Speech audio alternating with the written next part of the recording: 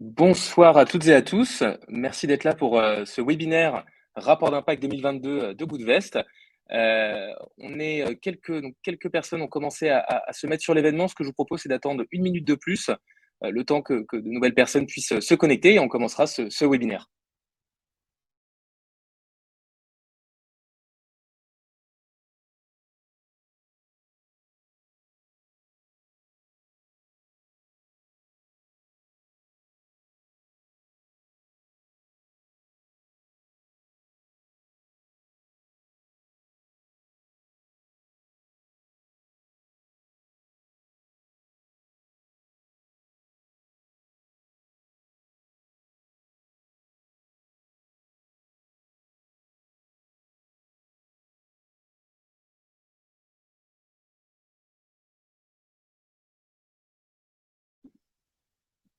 Très bien. Bon, je pense qu'on va pouvoir débuter. Je vois qu'il y a plusieurs participants.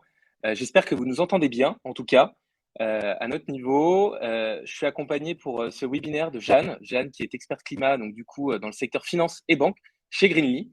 Merci Jeanne d'être avec nous pour ce webinaire qui est très important puisque tu vas pouvoir apporter ton expertise justement que tu as sur toute la partie analyse carbone justement de société, puisque c'est ton métier aujourd'hui, qui plus est sur la partie financière et bancaire, qui est très intéressante justement pour nous. Donc merci Jeanne. Peut-être je te laisse te présenter très rapidement avant qu'on commence. Avec plaisir. Merci beaucoup de m'avoir invitée. Oui, je m'appelle Jeanne et je travaille chez Greenly en tant qu'expert climat et donc dans le secteur de la finance. Voilà, donc je réalise des bilans carbone et je serais ravie de vous en parler au cours de cette présentation. Super, merci en tout cas Jeanne. Ce que je propose aux participants, c'est que vous avez tous pu voir qu'il y avait un petit chat qui avait été mis en place sur cet événement. N'hésitez pas à communiquer via ce chat et vous avez également un petit onglet questions. Donc si vous avez des questions, n'hésitez pas à les poser et on y répondra par contre à la fin du webinaire. Il y aura bien évidemment un temps dédié aux questions. Alors, donc déjà, rebonsoir à toutes et à tous pour ce webinaire, pour cet exercice finalement de transparence qu'on va réaliser aujourd'hui chez Goodvest, puisque à l'issue de cette année 2022, on s'est dit que c'était intéressant dans le cadre de notre activité de réaliser un rapport d'impact. Donc aujourd'hui, l'idée c'est de vous communiquer un petit peu ces indicateurs, ce qu'on a pu ressortir justement de cette année 2022 sur la partie impact, en tout cas chez Goodvest. Pour commencer, peut-être un petit rappel pour ceux qui ne nous connaissent pas. On va rappeler qui est Goodvest et pourquoi justement Goodvest a été créé. Aujourd'hui, le constat est simple, notre épargne aujourd'hui a un impact. On estime qu'elle émet en moyenne 11 tonnes de CO2 équivalent par an, donc sur la base d'une moyenne de 25 000 euros par personne, ce qui équivaut aujourd'hui à 12 Paris-New York en avion par an, ce qui est considérable, très important. Et la raison, elle est très simple, c'est qu'aujourd'hui, l'épargne est mal investie ou alors massivement investie massivement laissée en tout cas sur des comptes surlivrés, sur des livrets d'épargne, dans des établissements bancaires qui sont encore très dépendantes des énergies fossiles. Aujourd'hui, il y a un chiffre qui est assez simple. Pour 1 € investi dans le renouvelable, on a encore 8 € qui est investi dans les énergies fossiles. Donc, c'est pour ça que Goodvest a été créé. Surtout qu'on considère, nous, chez Goodvest, que l'investissement responsable va être la norme et, donc en plus, doit être la norme. Aujourd'hui, on a 62% des investisseurs qui sont en demande d'investissement responsable et on a seulement 7% des épargnants qui font confiance au label pour valider l'orientation durable d'un fonds, ce qui est quand même assez regrettable, étant donné qu'aujourd'hui, il y a énormément de fonds d'investissement qui se basent justement sur les labels. Peut-être que vous en avez entendu parler. On a le label ISR, le label Finansol, Greenfin et autres. On n'a que 7% des épargnants qui font confiance à ces labels. Et un chiffre qui est quand même assez important, c'est qu'aujourd'hui, on a 0,2% des actifs sous gestion globaux qui sont alignés, réellement alignés sur l'accord de Paris, et notamment sur les 3 scopes d'émissions de CO2. Et ça, c'est un chiffre qui est très bas, qui est très alarmant. Je vois, Jeanne, de ton côté, que tu acquiesces. C'est quelque chose quand même qui est assez alarmant à notre niveau. Et c'est pour ça que du coup, que Goodvest a été créé.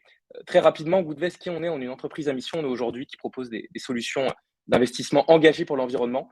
On a commencé par l'assurance vie et à ce stade, on propose la première assurance vie, le premier contrat d'assurance vie pour majeurs et pour enfants mineurs aligné sur l'accord de Paris et notamment sur une trajectoire de réchauffement climatique de maximum 2 degrés.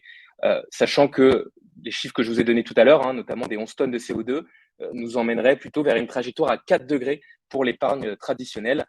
Et comme vous le savez, un dépassement de cette température engendrerait des risques que aujourd'hui nos assurances ne pourraient pas rembourser. Petit rappel sur notre méthodologie Goodvest, puisque je vous ai parlé de la trajectoire de réchauffement climatique à 2 degrés. Il faut savoir qu'aujourd'hui, on a développé une méthodologie très stricte autour d'un socle environnemental qui prend énormément de place dans notre méthodologie, et c'est normal. Dans un premier temps, notamment avec une exclusion de secteurs néfastes, tout ce qui va toucher à l'industrie du tabac, de l'armement, des divertissements pour adultes, et également des entreprises impliquées dans la production et l'extraction d'énergie fossile. À partir de ça, une fois qu'on a passé ce premier filtre d'exclusion, de notre côté, on va analyser l'empreinte carbone sur les 3 scopes d'émissions de CO2 de toutes les sociétés sous-jacentes à nos supports d'investissement. Et c'est ce qui va nous permettre justement d'établir une trajectoire de réchauffement climatique. Et ça, on le fait en partenariat avec un cabinet qui s'appelle Carbon 4 Finance, qui va nous fournir justement l'ensemble des données relatives à l'empreinte carbone de nos investissements. Alors, juste, je m'arrête 10 secondes. Je vois que Marie nous dit, est-ce qu'on peut épingler la présentation? J'ai l'impression que vous ne la voyez pas. Alors, je vais voir ce que je peux faire de mon côté. A priori, je peux pas forcément faire autre chose. Je ne sais pas si tout le monde la voit bien, cette présentation. Bon, a priori, la présentation est bien visible, donc c'est parfait. Donc, analyse de l'empreinte carbone, trajectoire de réchauffement climatique grâce aux données qu'on va chercher chez un de nos partenaires Carbon 4 Finance, qui est très important pour nous, hein, à la fois analyse de l'empreinte carbone, analyse également des objectifs de décarbonation de chacune des sociétés, qui nous permet justement d'établir cette trajectoire. Petit plus, maintenant chez Goodvest, analyse également de l'engagement actionnarial des fonds d'investissement, quelque chose qui est très important, parce qu'aujourd'hui, quand on achète une action, on devient actionnaire, on a des droits attachés à ces actions, notamment un droit de vote, un droit à l'information et un droit à percevoir des dividendes.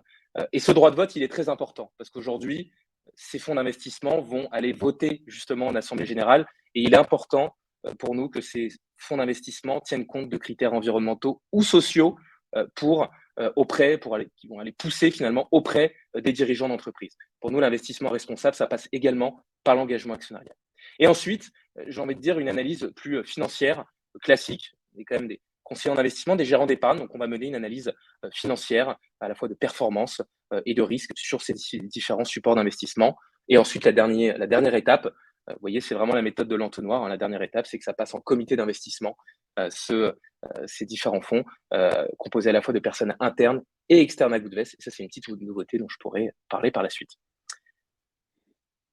Peut-être alors, excuse-moi, Jeanne, tu voulais peut-être dire un mot? Oui, je voulais rebondir sur ce que tu disais. Donc, aujourd'hui, et ça s'appliquait également à cette slide.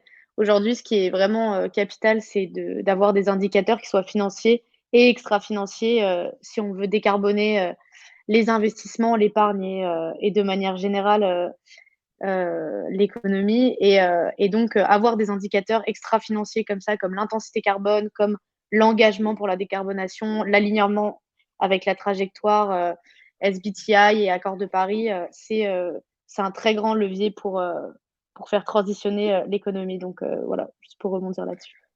Ouais, je suis assez d'accord avec toi, Jeanne, et c'est pour ça, justement, c'est pour ça que je tenais à mettre cette présentation juste avant, parce que, enfin, cette slide, parce qu'elle montre l'importance, nous, de l'analyse extra-financière dans notre méthodologie. Et je suis entièrement d'accord avec toi. Aujourd'hui, ça doit passer par là, justement par la prise en compte et même la prépondérance d'indicateurs extra-financiers, par les objectifs de décarbonation, et même nous, dans notre analyse, grâce aux données qu'on va obtenir, c'est notamment la deuxième partie, les émissions économisées, puisque l'empreinte carbone, on en a parlé, hein, analyse des 3 scopes d'émissions de CO2 et rapporter à 1 million d'euros investis, nous, de notre côté.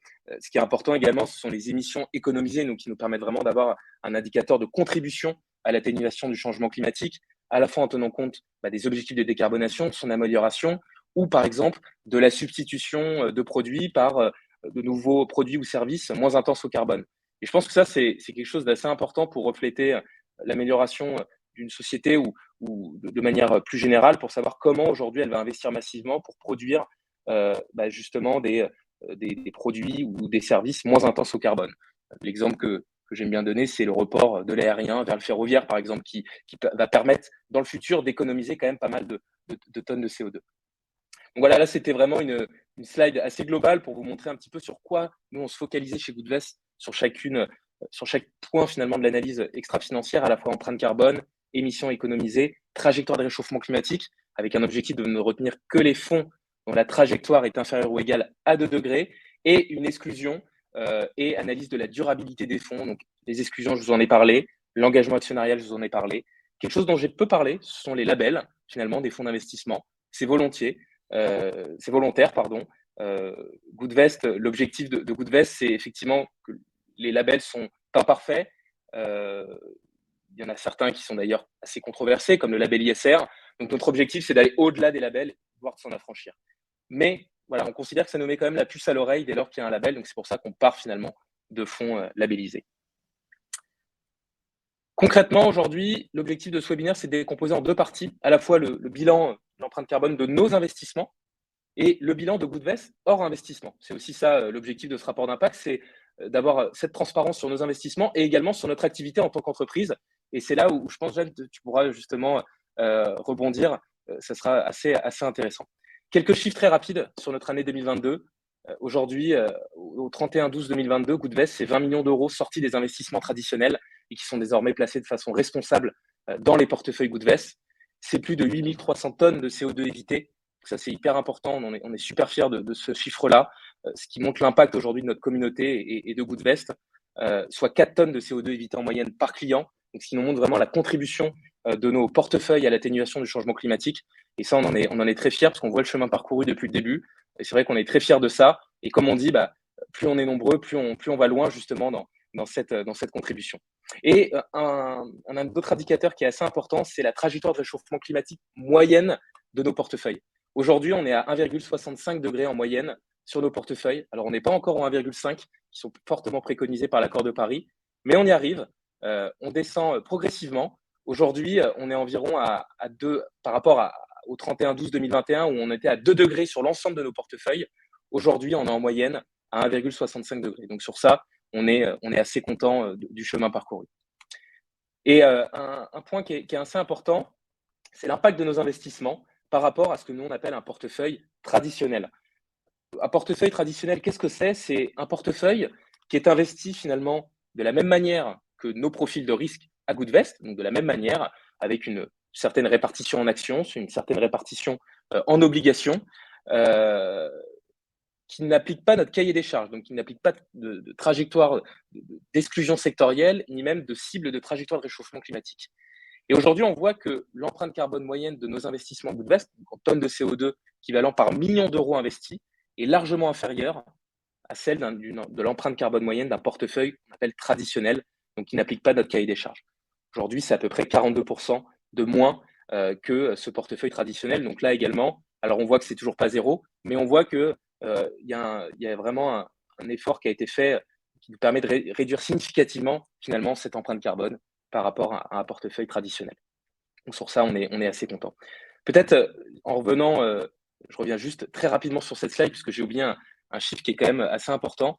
Sur les 8300 tonnes de CO2 évitées, pour vous donner quelques équivalents aujourd'hui, c'est 3313 trajets en avion Paris-Sydney et plus de 57 000 trajets en voiture Paris-Marseille. Donc, ce qui vous montre un petit peu l'impact aujourd'hui qu'on peut avoir via nos investissements. Donc, je passe rapidement cette slide. Nos actions sur 2022, comment on a réussi justement, nous, à améliorer significativement notre impact? Alors, c'est passé par l'amélioration de nos allocations. On le sait, aujourd'hui, on a encore un gros travail à faire parce que la finance, malheureusement, n'est pas parfaite, mais elle peut être améliorée et on est là pour ça. Et on est là également, nous, toujours pour s'améliorer. Aujourd'hui, qu'est-ce qu'on a fait en 2022 sur nos allocations? D'abord, on a intégré des fonds investis en obligations vertes. Une obligation verte, c'est un prêt qui est fait à une entreprise qui va être fléché directement vers un projet à impact positif sur l'environnement. Ça nous a permis justement de diminuer significativement la trajectoire de réchauffement climatique de nos investissements. On a également procédé à un remplacement sur notre thématique santé. Aujourd'hui, la thématique santé, on regardait pas mal, pour en avoir analysé plusieurs fonds d'investissement, on voyait que la santé restait un secteur quand même assez intense en carbone. Or, on considère que c'est quand même quelque chose d'important. Il ne faut pas délaisser ce thème qui est quand même très important, surtout dans le contexte actuel. Et on a réussi à trouver aujourd'hui un fonds qui était beaucoup moins intense et qui respectait notre cahier des charges, notamment en termes de trajectoire de réchauffement climatique. 2022, c'était également le lancement de nouveaux thèmes, et notamment cette nouvelle thématique forêt et bois, qui était très important pour nous parce que la forêt et le bois, plus particulièrement l'actif du bois, c'est quelque chose qui est très intéressant, notamment dans la lutte contre le réchauffement climatique. Les forêts, c'est un puits de carbone naturel. je voyais un chiffre, je crois que c'était pour 1 hectare de forêt, c'est 4,8 tonnes de CO2 séquestrées. Ça, c'est des chiffres de l'ADEME. Vous voyez, c'est quand même assez conséquent. Et ça nous a permis justement par cette thématique d'investir à la fois dans des sociétés qui sont actives dans la plantation et la gestion de forêt et la production et distribution de produits dérivés du bois.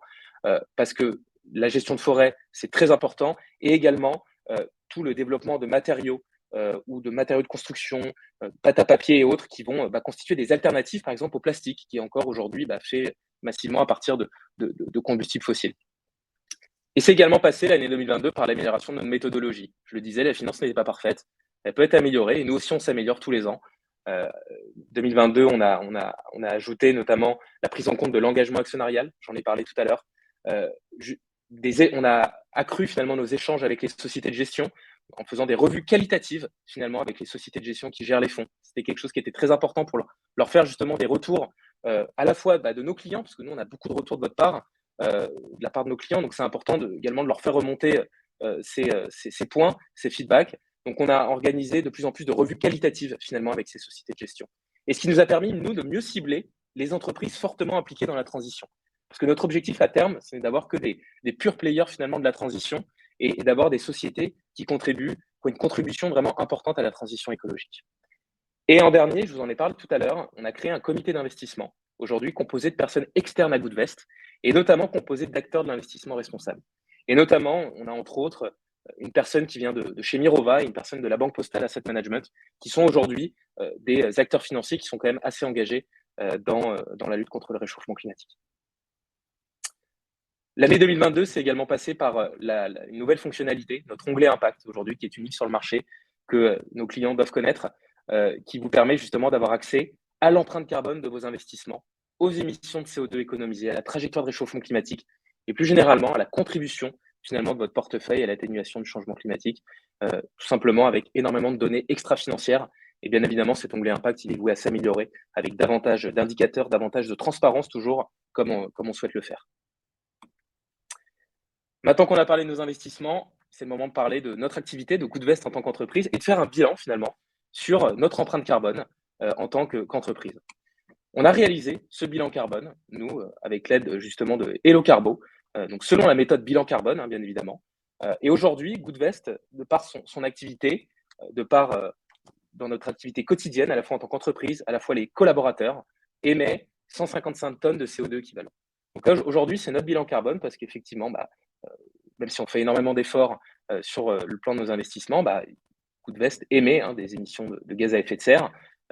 Et ce calcul tient compte justement de toute notre activité à 100% et des 3 scopes d'émissions de CO2. Ça, c'est hyper important, à la fois de notre matériel informatique, des communications, qu'elles soient externes, internes ou externes, de la publicité, des achats de services, tout ce qui va être prestations externes, les bureaux et également les déplacements de nos employés. Donc ça, c'était très important aujourd'hui de vous le montrer. Ça passe également par là, la transparence. Donc ce bilan carbone, il n'est pas de zéro, forcément, mais on fait le maximum, nous, d'efforts pour réduire justement cet impact. Pour vous donner un ordre d'idée, aujourd'hui, donc c'est 155 tonnes de CO2 équivalent à l'échelle de la société, ce qui équivaut à 7 tonnes par collaborateur. Donc ce qui est légèrement en dessous, finalement, du benchmark. On en parlait, Jeanne, juste avant ce webinaire. Donc l'objectif, c'est pas de s'arrêter là, c'est toujours de faire des efforts considérables pour réduire justement cette empreinte carbone. Et justement, on va mettre en place, nous, des mesures pour l'année 2023. Alors, bien évidemment, c'est une liste qui est non exhaustive et qui va être vouée à se compléter. La première chose, c'est qu'on l'a rappelé tout à l'heure, on est une entreprise à mission. Donc, on a un comité de mission aujourd'hui qui détermine justement des objectifs environnementaux et sociaux. Aujourd'hui, on a 2 personnes qui font partie de ce comité de mission. L'objectif, c'est d'agrandir ce comité de mission et notamment de rechercher, de sélectionner un OTI, un organisme tiers indépendant, qui va permettre, lui, de vérifier l'exécution justement de nos objectifs environnementaux et sociaux. Et ça, c'est très important parce que c'est très facile de se fixer des objectifs, mais il faut avoir aujourd'hui un organisme tiers qui va vérifier ces objectifs. Et là, c'est l'objectif de Goodvest sur l'année 2023 de rechercher justement cet OTI. Il y a quelques années, on a commencé les démarches pour être certifié B Corp. Donc aujourd'hui, on est B Corp pending, donc en attente de certification B Corp depuis 1 an.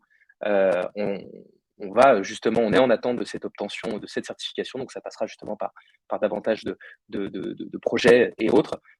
Et ça, on espère justement l'obtenir cette année pour justement s'améliorer significativement et plus généralement définir même une feuille de route, une roadmap pour nous permettant justement, nous, d'atteindre ces objectifs environnementaux et sociaux. Voilà. Jeanne, je te laisse la parole à ce niveau-là. Ça fait le bon enchaînement, je pense, parce que ton expertise, elle se porte là-dessus.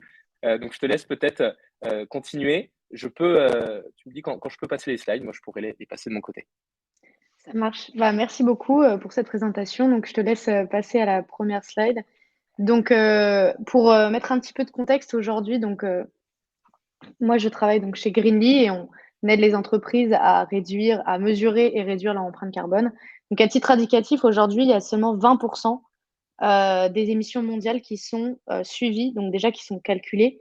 Donc déjà, la première étape, c'est de mesurer les choses. Si on veut atteindre des objectifs accord de Paris, la première étape, c'est de mesurer pour se rendre compte où sont les émissions, comment est-ce qu'on peut adapter les choses et faire en sorte de transitionner de manière durable, donc continuer à développer de manière durable. Et donc, à titre indicatif, donc c'est 20% des émissions qui sont suivies. Donc, je te laisse passer à la prochaine slide. Voilà. Alors, du coup, au niveau de la, ouais, c'est bon. Au niveau de la méthodologie qui est utilisée, donc les scopes dont parlait Mathieu, donc en fait, le bilan carbone, c'est 3 scopes. C'est le scope 1, le scope 2 et le scope 3. Sachant que le scope 1 étant les émissions directes, les émissions indirectes dans le scope 2 et tout le reste dans le scope 3. Donc l'important, c'est vraiment de mesurer toutes les émissions pour savoir où sont les leviers d'action, pour savoir où est-ce qu'on émet et où est-ce qu'on a un pouvoir de réduction, entre guillemets. Donc dans le cas de Goodvest, par exemple, va y avoir une polarisation un petit peu sur le scope 3, comme on a pu le voir dans les postes d'émissions qui ont été mentionnés. Et donc, la première étape, c'est de faire ce bilan carbone, d'avoir cette photo à T égale 0 pour pouvoir dire, alors voilà, là aujourd'hui, j'en suis là aujourd'hui, mes émissions sont réparties de cette façon-là. Comment est-ce que je vais faire? Et ensuite, on fait une photo à T1, T2, T3. Donc, la première étape, c'est de mesurer conformément donc, au GHG protocole et au bilan carbone. Nous, c'est ce qu'on fait chez Greenly. On accompagne nos clients dans leur démarche de réduction. Comment est-ce qu'on fonctionne? Donc, nous, on est basé donc, sur la méthodologie bilan carbone et GHG protocole. On utilise des facteurs d'émission qui sont enrichis en permanence. On est en amélioration continue et on utilise un logiciel donc, pour analyser donc, ces émissions et aussi des experts climat, donc comme moi, qui accompagnons au travers de données physiques, aussi de données comptables et aussi de données employées. Les résultats de ces études sont donc une analyse, la photo à T0, et ensuite des plans d'action. C'est-à-dire, aujourd'hui, vos émissions sont polarisées sur ce poste-là. Vous pouvez réduire en appliquant tel ou tel plan d'action. Ensuite, on discute et ensuite, on les aide à appliquer ces plans d'action. Enfin, on aide nos clients à appliquer ces plans d'action pour réduire, toujours dans l'optique que cela soit faisable. C'est-à-dire que l'objectif étant de faire en sorte de rendre plus soutenable l'activité de tel ou tel client. Aujourd'hui, donc nous, on accompagne plus de 1000 entités dans tout un tas de secteurs différents et donc au fur et à mesure, on enrichit nos compétences, nos capacités, nos connaissances et donc on apprend en fait tout simplement, même avec chaque client qui a tel ou tel modèle, on apprend à trouver des solutions pour réduire. Voilà et donc ça m'amène vraiment à cette slide qui est un peu le nerf de la guerre, je dirais. Donc comment faire en sorte d'atteindre les accords, enfin les objectifs des accords de Paris? Donc la première étape, c'est de mesurer. Donc la photo à T0, on peut rien faire si on mesure pas. Donc ensuite enfin, on a une photo à T0 et ensuite le but, c'est de refaire la même photo à T1, à T2 comme je le disais, détailler les émissions des postes principaux et ensuite réduire. Donc comment est-ce qu'on réduit? On met en place des plans d'action et on dit: «Bon, bah, voilà, sur ce poste-là, on va mettre en place ce plan d'action pour réduire» et ensuite, on pourra voir aussi l'impact à l'année 2, à l'année 3, l'impact de tel ou tel plan d'action. Voir, si ça a vraiment réduit, voir s'il était actionnable aussi, si c'était vraiment réalisable dans, le business model de telle ou telle entité et aussi définir donc des responsabilités, des temporalités. L'objectif étant, par exemple, de dire, que certaines vous dépendez, par exemple, pour vos émissions de certaines, entités sur lesquelles vous n'avez pas de contrôle et vous pouvez notamment engager ces entités et ça fait un parallèle un petit peu avec, tout ce qui est, finance. Aujourd'hui, chez Goodvest, mais aussi dans toutes les entités financières, il y a des leviers d'action. C'est-à-dire que, notamment dans les fonds d'investissement, leur poste 15, qui est le poste relatif aux émissions des investissements, dépend des investissements. Mais il y a des leviers d'action, c'est-à-dire qu'en mesurant les émissions des investissements, les émissions financées, on a un levier d'action pour faire changer les choses. Donc, il y a aussi autant des leviers d'action au niveau macro qu'au niveau de l'entité, qu'au niveau même de l'individu. Et c'est là que je vais aller sur la sensibilisation. Déjà, nous, on encourage aussi beaucoup à sensibiliser les fournisseurs, à sensibiliser les collaborateurs et à sensibiliser l'environnement, puisqu'en fait, si tout l'écosystème est sensibilisé, on va pouvoir beaucoup plus transitionner. Voilà. Après, il y a tout ce qui est contribution, donc ça doit venir en complément. Donc, les stratégies d'atténuation. Donc, l'objectif, c'est tout d'abord de favoriser la réduction, mais en attendant, entre guillemets, de pouvoir réduire de manière conséquente, on peut aussi contribuer, mais en solution complémentaire. Et la dernière chose, c'est de s'engager donc de manière durable, de déclarer les objectifs, que ça soit au niveau individuel, que ça soit au niveau d'une entité ou que ça soit au niveau d'un fonds. Aujourd'hui, c'est ce que fait Goodvest, par exemple, en étant transparent sur ses émissions, en étant transparent sur ses indicateurs et en essayant d'aller toujours plus loin dans la mise en place d'indicateurs de finances durables. Voilà. Voilà sur enfin comment dire? Le chemin de la décarbonation entre guillemets que nous on essaie de pousser. Je sais pas si tu veux rebondir là-dessus, Mathieu? C'est hyper intéressant, en tout cas, ce que tu dis. Moi, j'ai peut-être juste une petite question, justement, parce qu'en plus, toi, tu es vraiment dans le milieu financier, tu es analyste, enfin, tu es expert climat sur la partie financière. Est-ce que tu sens qu'il y a une véritable tu sens que ça commence à venir de la part des établissements financiers, une volonté de s'engager, en tout cas, sur la mesure, en tout cas, dans un premier temps, de leur empreinte carbone et la réduction par la suite avec des leviers, justement, comme tu disais, assez, conséquents pour parvenir à une réduction future de leur empreinte carbone et on l'espère in fine, atteindre les objectifs fixés par l'accord de Paris. Alors oui, effectivement, moi, je travaille tout le temps avec des instituts financiers. Et donc, oui, il y a de plus en plus de volonté, que ça soit en France ou dans le monde en général, des institutions financières de décarboner, de mesurer déjà, d'avoir une vision sur leurs émissions. D'une part, par engagement, parce que de plus en plus de personnes sont sensibilisées et de plus en plus de personnes sont engagées. Donc, ça peut venir parfois aussi des collaborateurs qui ont vraiment cette envie de dire, bah, on va faire un bilan carbone, etc. Après, il y a aussi plein de choses. Il y a de plus en plus de réglementations, il y a de plus en plus de risques de transition, de risques climatiques Mmh. et de réglementations qui favorisent cette transition, justement. Donc oui, aujourd'hui, de plus en plus d'acteurs de manière globale s'engagent et dans la finance également. Oui. Super. Merci beaucoup en tout cas, Jeanne. Donc comme quoi effectivement, c'est là où c'est très important et c'est pour ça qu'on voulait se faire cet exercice de transparence à la fois sur notre bilan à nous parce qu'on est, voilà, on émet des gaz à effet de serre, on le sait et également sur notre investissement parce qu'il y a un gros enjeu à ce niveau-là sur la partie investissement pour réduire, l'impact de l'épargne aujourd'hui. Alors c'est vrai qu'il faut toujours faire attention avec l'impact de l'épargne pour pas qu'il y ait de double comptabilisation, ça c'est quelque chose qui est très important. Nous tous les jours on nous demande, on nous dit: voilà, mon épargne est dans une banque traditionnelle, peut-être, elle émet 11 tonnes de CO2, c'est-à-dire qu'à moi seul, je suis à quasiment 20 tonnes. Alors non, ça ne se calcule pas comme ça. Il y a pas de double, faut vraiment pas double comptabiliser, en tout cas, cette empreinte carbone. Ça, c'est hyper important. Voilà. Mais écoutez, je pense qu'on va pouvoir passer du coup aux questions. Si de ton côté, Jeanne, c'est terminé. Je ne sais pas s'il restait une slide Je de crois qu'il ton côté. restait une slide, oui, qui Ah bah résumait un voilà, petit peu pardon. aucun problème, pourquoi faire un bilan carbone. Donc, en fait, c'est vraiment donc dans cette optique de transparence aussi, ça peut être au niveau de la certification, des réglementations, comment agir sur le climat et également comment avoir des leviers d'action. Mais c'est ce que tu mentionnais, en fait, vraiment à dire Ouais. aujourd'hui, notamment les entités financières ont vraiment des leviers d'action pour faire transitionner et c'est là que c'est vraiment intéressant déjà de mesurer et de mettre en place des indicateurs comme vous le faites. Ouais. Ouais, non, Voilà. totalement, il faut le faire. Nous, il y a des chiffres qu'on met en avant, qui sont assez, colossales, hein, quand on regarde le patrimoine financier des Français, c'est 5 000 milliards d'euros. C'est énorme, aujourd'hui. C'est énorme et imaginez ce qu'on pourrait faire justement avec cet argent s'il était bien investi dans la transition écologique et énergétique, ce serait colossal, et c'est pour ça que, la réglementation doit évoluer, justement en ce sens et c'est pour ça que nous, on est très preneurs, justement, de ce retour, de ta part, Jeanne et même de retour, quand on voit des initiatives se lancer à ce niveau-là, on voit que c'est super intéressant et qu'il faut aller en tout cas dans ce sens-là. Voilà. Alors, je vois qu'il y a eu pas mal de questions déjà qui ont été posées. Alors, je vais essayer de les reprendre dans l'ordre. Tac, tac, tac, tac. Alors, quel est l'investissement moyen par investisseur chez Goodvest? Donc, ça, c'est très simple. L'investissement moyen, il est de 9 000 euros chez Goodvest, moyen. Donc, à peu près entre 8 500 et 9 000 euros. Alors, la présentation sera bien évidemment accessible via le replay, Eric. Ensuite, donc, si je passe sur l'onglet questions. Alors, la première question de Michel, dans vos comparaisons avec un portefeuille traditionnel, on peut mettre ce que l'on veut dans le traditionnel et ainsi forcer l'écart avec le portefeuille Goodvest. Cette comparaison est-elle fiable? Alors, effectivement, il y a toujours un petit écart, forcément.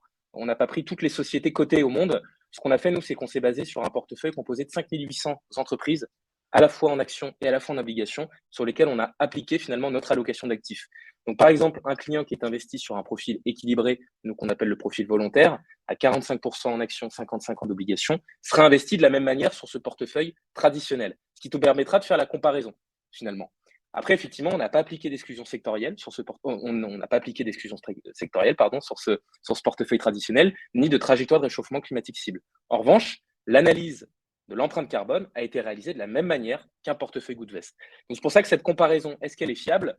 En tout cas, on essaye d'avoir quelque chose le plus fiable possible. Ça, c'est sûr. Forcément, on n'aura jamais quelque chose d'exact, mais en tout cas, on essaie d'avoir quelque chose le plus fiable possible parce que chaque portefeuille est unique, chaque portefeuille n'est pas investi de la même manière. Donc, c'est pour ça que c'est très compliqué de faire une comparaison au kilogramme de CO2 près. Mais en tout cas, ça nous permet d'avoir une idée de cet écart. Alexandre qui nous demande concernant le bilan des émissions de Goodvest, est-ce qu'on prend en compte l'empreinte carbone de nos services, donc celle des 20 millions d'euros investis via votre plateforme. Donc ça, cette empreinte carbone, elle est prise en compte finalement dans notre bilan carbone à nous. C'est toute la partie numérique, prestations externes, etc. Donc l'empreinte carbone de nos services, elle est inclue finalement dans notre empreinte carbone hors investissement. Là, les chiffres qu'on vous a montrés, des 20 millions d'euros, finalement, c'est l'impact de nos clients. Ce n'est pas notre impact à Goodvest. C'est vraiment l'impact de nos clients de par finalement leur investissement et de la sélection que nous, on a réalisée en amont en termes d'émissions de CO2 économisées. Alors, Michel qui nous demande qu'est-ce que B Corp? Alors, B Corp, c'est une certification qui est octroyée justement aux sociétés qui vont respecter certains objectifs environnementaux et sociaux. Je ne sais pas si toi, Jeanne, peut-être tu as un ou deux mots à dire sur la certification B Corp. Peut-être que tu as plus de choses justement à dire là-dessus. Oui, effectivement, nous, notamment chez Grigny, on a la certification B Corp. Donc, en fait, c'est un label qui permet de témoigner de l'engagement environnemental et social d'une entité et en fait, qui permet notamment de valoriser ce genre d'initiative responsable. Voilà, et également qui font preuve d'engagement de transparence également à ce niveau-là. Ça, c'est quelque chose qui est très important également là-dessus. Alors, Jean-Luc qui nous demande si vous évaluez les scopes des entreprises dans lesquelles vous investissez, c'est que vous leur faites leur bilan carbone. Qui paye ce bilan? Alors, c'est pas nous qui faisons ce bilan carbone, en tout cas, qui évaluons les scopes des entreprises. C'est Carbon 4, c'est notre partenaire, eux qui mènent leur analyse de leur côté. Il faut savoir qu'ils ne leur font pas un bilan carbone à proprement parler, c'est-à-dire qu'il y a quand même pas mal d'indicateurs qui sont publics aujourd'hui, qui vont récupérer justement dans les bilans carbone de ces sociétés. Aujourd'hui, le bilan carbone, comme l'a dit Jeanne tout à l'heure, ça devient nécessaire en tout cas. Et aujourd'hui, de plus en plus des entreprises font cet exercice-là. Alors, c'est vrai que tous les scopes ne sont pas forcément pris en compte. Et c'est là où Carbon 4 nous intervient pour analyser justement le troisième scope d'émission. Et surtout, ce qui rentre en plus, c'est qu'ils analysent toute la partie objectif de décarbonation, amélioration de la société et calcul de ces trajectoires de réchauffement climatique. Donc finalement, on ne leur font pas de bilan carbone et finalement, la société ne paye pas. Alors, la société ne paye pas Carbon 4 Finance pour faire cette analyse. En revanche, parfois, il y a des sociétés qui font appel à Carbon 4, donc là, c'est la filiale de Carbon 4 Finance, pour justement les accompagner dans leur transition. Gaylor qui nous demande dans quelle mesure Carbon 4 a-t-il une exclusivité avec vous pour estimer les impacts des fonds et collabore-t-il avec de nombreux gestionnaires qui auraient eux aussi ces données, mais sans avoir la même transparence sur la sélection des fonds? On n'a pas du tout d'exclusivité avec Carbon 4. Ça, c'est une chose importante. Et d'ailleurs, c'est pour ça que nous, on a développé notre méthodologie également en interne. C'est-à-dire qu'on a Carbon 4 sur la partie carbone. Et à côté de ça, nous, en interne, on a une méthodologie de scoring pour justement évaluer les fonds d'investissement. D'où la partie engagement actionnarial. On s'appuie également sur d'autres données, notamment qui sont fournies par une liste de données publiques qui s'appelle Google Ecolexit, qui identifie les sociétés impliquées dans le charbon, pétrole et gaz, qui n'ont pas préparé finalement de plan de transition de sortie des énergies fossiles. Donc nous, ça nous permet, à côté de ça, justement d'affiner encore plus cette méthodologie. Donc aujourd'hui, Carbon 4 Finance collabore avec d'autres gestionnaires, peut-être trop peu. Aujourd'hui, ils collaborent avec des gestionnaires comme Mirova, Sycomore, avec qui on travaille, nous également.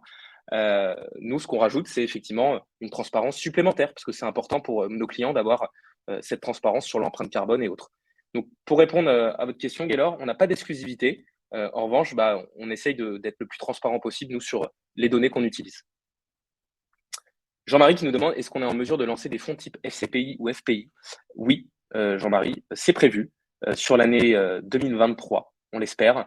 On ne sait pas encore quelle forme ce sera. Est-ce que ce sera un FCPI, un FPCR, un FPI? On n'a pas encore d'objectif à ce stade. Maintenant, ça va prendre plus de temps parce que forcément, que ce soit un fonds de FCPI, FPI, alors pour ceux qui ne voient pas ce que c'est un fonds de private equity éventuellement, hein, en tout cas dans des entreprises non cotées en bourse. Forcément, ça prend beaucoup plus de temps d'analyser une entreprise non cotée en bourse qu'une entreprise cotée en bourse où on a déjà pas mal de données publiques, en tout cas. Donc, pour vous répondre, Jean-Marie, oui, on l'espère, lancer ce type de fonds. Valentin qui nous a également demandé à quand une application Goodvest, si cela est prévu. C'est prévu. On n'a pas encore de date, malheureusement. On se focalise sur d'autres choses. Donc, ça ne sera pas encore prévu. Ce sera plutôt 2024. Pour vous donner un petit peu une idée de ce qu'on a envie de faire, c'est vrai qu'on n'en a pas parlé tout à l'heure. J'ai omis ça en passant un peu vite. Là, chez Goodvest, on se focalise sur le lancement de nouveaux produits. Sur la partie impact, on se focalise sur le développement de nouvelles formations pour sensibiliser nos collaborateurs. Jeanne l'a très bien rappelé, il faut sensibiliser. C'est hyper important. On veut former nos collaborateurs à ce sujet-là. On avait réalisé l'année dernière une fresque du climat. On envisage potentiellement d'en réaliser de nouvelles, justement, pour les nouveaux collaborateurs. On veut également sensibiliser à l'investissement au féminin. On a déjà fait 2 tables rondes autour de l'investissement au féminin qui s'appelait Elles investissent. L'objectif, c'est d'en refaire encore de nouveau, parce qu'aujourd'hui, les femmes investissent encore trop peu. Et même chez Goodvest, alors même si notre part de femmes dans nos clients a significativement augmenté depuis le début, on considère que c'est pas assez et on va encore aller plus loin à ce niveau-là. Et également la sortie de nouveaux thèmes d'investissement. Ça, vous en saurez bien évidemment plus dans les prochains mois. Et également encore une amélioration de notre méthodologie. On travaille activement sur l'intégration de critères de biodiversité chez Goodvest pour justement essayer de mesurer les pressions exercées sur les différents écosystèmes. C'est quelque chose qui est très important, qui est plus compliqué que la partie carbone, je trouve. Mais qu'on veut intégrer en tout cas parce que c'est très important aujourd'hui si on veut faire de l'investissement responsable. Valentin qui nous demande si on pense pouvoir lancer une forme de private equity. Alors du coup, ça répond un petit peu à ce que je disais à Jean-Marie. Oui, on va lancer une forme de private equity et je peux même aller plus loin. On va également essayer de lancer justement un fonds avec un autre acteur. On a déjà identifié plusieurs acteurs qui permettraient justement de nous faire investir nos clients sur des fonds de private equity, toujours avec une méthodologie, une analyse très poussée sur le plan environnemental. Alors, les questions s'enchaînent finalement. Gaylor qui nous redemande, est-ce que c'est prévu d'ajouter un thème gender inclusive pour ajouter une nouvelle dimension au pilier social de l'ESG? La réponse est oui, on pense. C'est très compliqué parce qu'aujourd'hui, il y a très peu de fonds gender equality, égalité des genres ou autres. Et ceux qu'on a analysés, la plupart du temps, avaient parfois une petite proportion de fossiles que nous, on exclut. Donc, il y a toujours il faut toujours qu'on puisse concilier justement les nouveaux thèmes et nous, notre méthodologie assez stricte autour de ces 2 socles environnementaux, hein, une exclusion des énergies fossiles et une trajectoire à des degrés. Mais oui, Gaylor, c'est prévu. Donc Valentin, alors effectivement, on saute la question de l'application.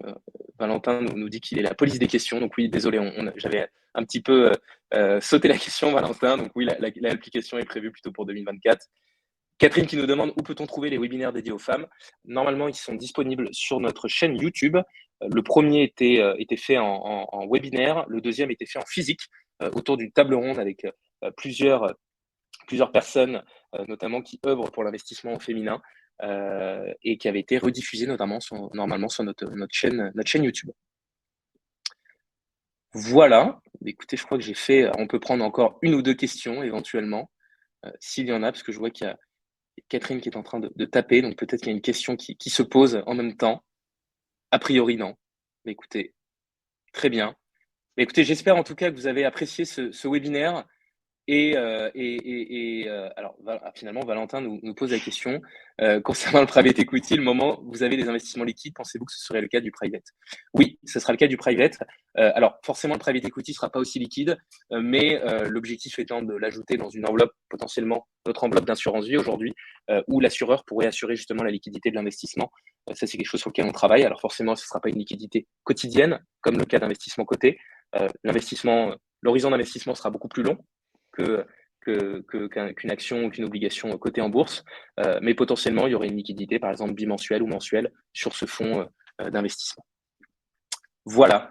Ben, écoutez, je pense qu'on va s'arrêter là de ce côté. Merci Gaylor pour la newsletter École de l'investisseur. C'est Aurore, notre directrice marketing, qui sera très contente parce que c'est elle qui s'en est chargée, donc je lui ferai passer le message. Merci à toutes et à tous. Merci Jeanne infiniment pour ce webinaire, nous avoir accompagnés et ce webinaire sera en replay. Normalement, vous recevrez un petit lien de replay si vous souhaitez le revoir. Merci à toutes et à tous et on essaiera toujours d'apporter encore plus de transparence dans nos investissements et dans cet exercice justement sur toute la partie empreinte carbone de nos investissements. Merci Jeanne. Merci beaucoup Mathieu. Merci à tous. À bientôt. Merci. Au revoir. Au revoir. Au revoir.